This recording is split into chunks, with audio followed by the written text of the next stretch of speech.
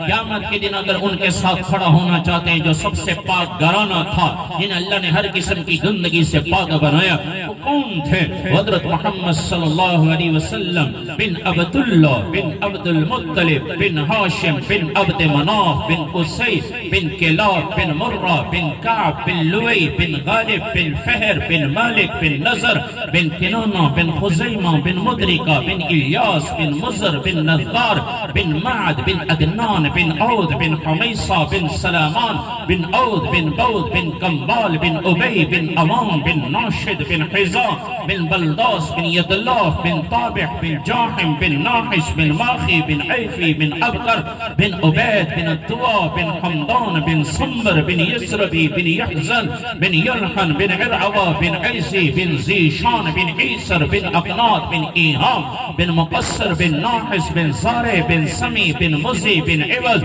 बिन Iran बिन कीदार बिन इस्माईल बिन इब्राहीम अलैहिस्सलातु वस्सलाम बिन तारिक बिन Nahor बिन सरूज बिन रू बिन फाइज बिन आबिर बिन अरफक्षाद बिन साम बिन नूह अलैहिस्सलातु वस्सलाम बिन लामिक बिन मतोशालिह बिन उखनून इदरीस अलैहिस्सलातु वस्सलाम बिन यरद बिन मलहलईल बिन Keenan बिन आनूश बिन शीस और बिन आदम अलैहिस्सलातु वस्सलाम।